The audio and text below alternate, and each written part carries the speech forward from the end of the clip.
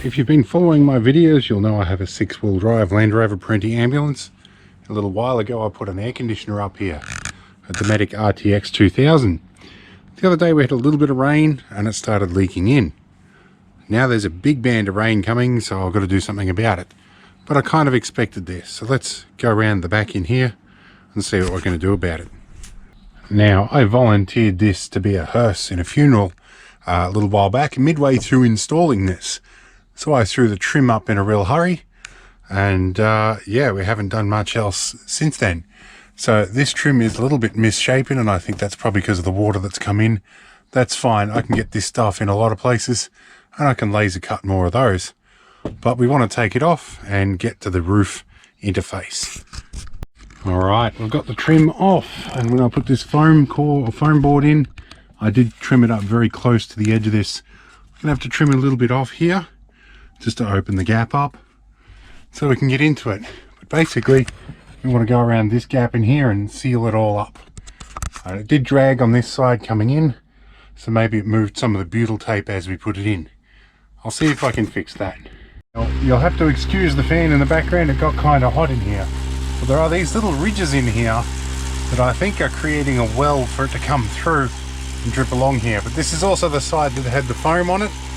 I was going to put silicone all around here, but I think what I might do is stick some more butyl tape, because I've got to get it out if I ever do that. And foam is in everything at the moment, so I'm going to get the blower into that as well. But I think it might be just these little corners here where it's coming in. Now if I look at the watermark on the trim, it's been coming in this one little gap right here. So that's interesting to learn, and it has run all over the rest of this. I may end up having to make another one of these. That's the bit I'm going to focus my attention on. Alright, so half a roll of butyl tape later, I've been in here and it's pretty hard to tell in this lighting. Sorry about that. But I've sealed up around here as much as I can with butyl tape. And I filled in the corners, come along the front here, which is where it's leaking. And I think there was a little drop of water in here near this bolt. So I think that's primarily where it was coming in. I've stuffed as much butyl tape in there as I can get. So I guess we'll find out. Alright, so I found a light source. And I think I've got myself all the way around, including the little notch for the cable there. And hopefully this seals up. I'll find out when it rains. The next morning. Well, it's the next morning and it rained. Let's see if it leaked inside. Well, I just got in and moved. It didn't leak here, but there's water dripping out of the wiring looms. That's not good. How did that get in there? What is it with Land Rovers and keeping water leaks out of them? Okay, well clearly it's come down here somewhere. It's pulled up right there. Maybe it's come down. Yeah, okay, so it's definitely leaked under this and it's run down there this time. That's annoying. And I can hear water dribbling somewhere. So, we haven't fixed the problem yet. Alright, we're up on the roof. And I see a little spot where water might be getting in, right in the corner under there. There's a bit where the silicone didn't quite get in. I can see that in the right conditions that might run through there and back again. So we've got a wad of butyl tape, we're going to shove it in the hole. Alright, so hopefully that'll plug that hole up. It's not quite done properly. Let's see. So there's the same deal on the other side, but we're on a slight slope and water hasn't got this far yet. So we'll seal this one up as well. When this is hot, this will work a lot better. But for now, hopefully that plugs the gap a bit. Alright, hose time. See if it leaks.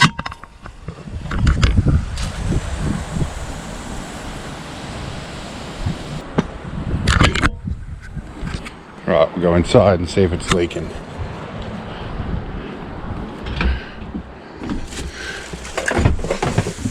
Do we have more water coming in? Yes, there is a drip still coming in. I should probably dry off the old stuff first and see if the new stuff's coming in. Alright, I've got the hose running on the roof. I'm going to sit here and watch.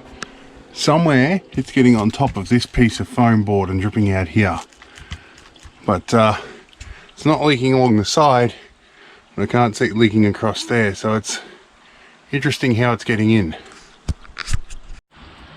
Alright, we've got a fairly regular drip going there. So I think my leak is somewhere in here. It's coming from up here somewhere, I don't quite know where. I think I found it. I can see a little bit of water dripping down right there. Alright.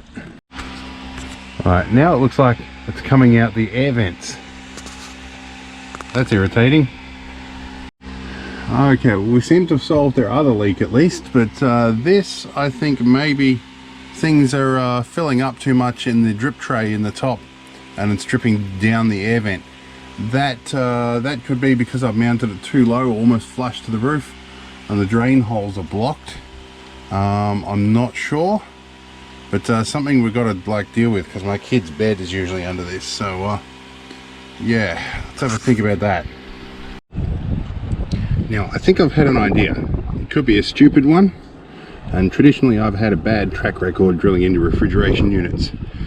But I know that water pools up in the corners here and drains out underneath. What we're going to try and do is give it a little drain hole about here. Are we on low speed setting? We are. We definitely want low speed here. Okay. See if we can do this.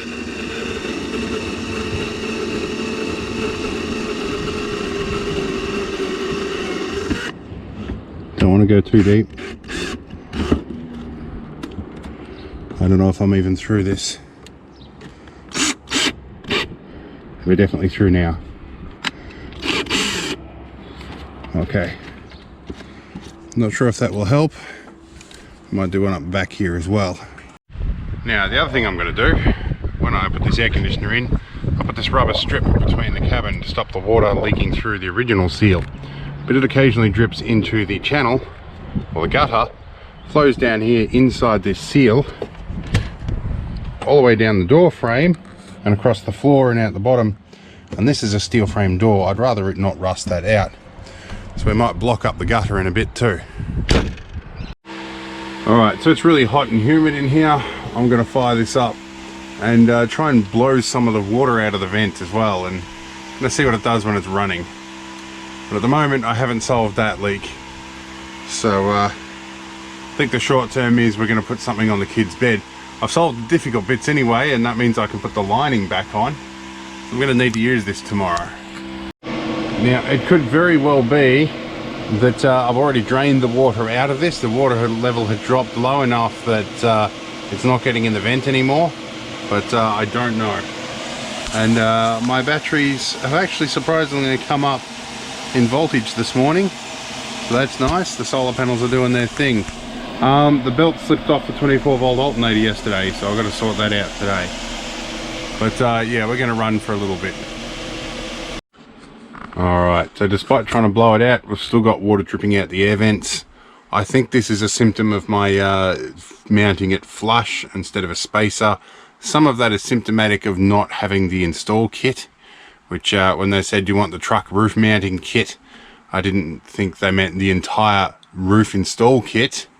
So including the wiring loom, they didn't give me that either. So that was a bit of an undersight. But I paid $3,000 for this, so I think I'm going to hit them up for that stuff.